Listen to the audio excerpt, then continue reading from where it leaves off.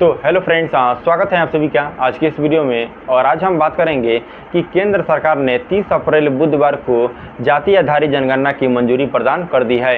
यानी कि अब आगामी जो जनगणनाएं होगी वो जाति आधारित जनगणना होगी। और जाति आधारित जनगणना में देश की जनसंख्या को जातियों के आधार पर बांटा जाएगा। अगर हम ऐतिहासिक दृष्टिकोण से देखें तो भारत में वर्ष 1931 की जनगणना में आखिरी बार सभी जातियों के आंकड़े को जोड़ा गया था।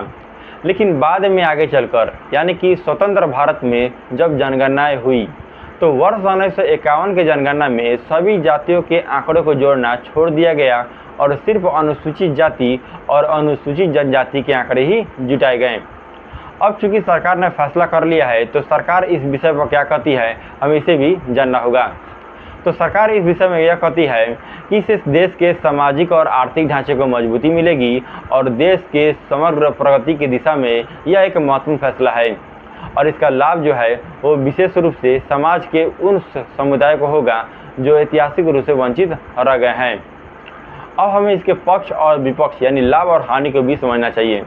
तो इसके सबसे बड़ा हानि यह है कि अब वोट बैंक की राजनीति को बढ़ावा मिलेगा। यानी कि अब कई सारी पार्टियां जो हैं भारत की वो समाज की किसी खास वर्ग को लाभ पहुंचाने का प्रयास करेगी जिससे वोट की फसलें काटी जा सके। तो सबसे बड़ा हानि यह है। और लाभ की बात करें तो अब सरकार की नीति और संसाधनों का न्यायपूर्ण तरीके से बंटवारा हो पाएगा, खास करके उन समुदायों के लिए जो ऐतिहासिक रूप से वंचित रह गए हैं। अब आपके लिए सवाल यह है कि क्या जातिगत जनगणना समाज में भेदभाव को उत्पन्न करेगी? तो आप इस क्या सोचते हैं कमेंट करके जरूर बताइएगा। जय हिंद दोस्तों।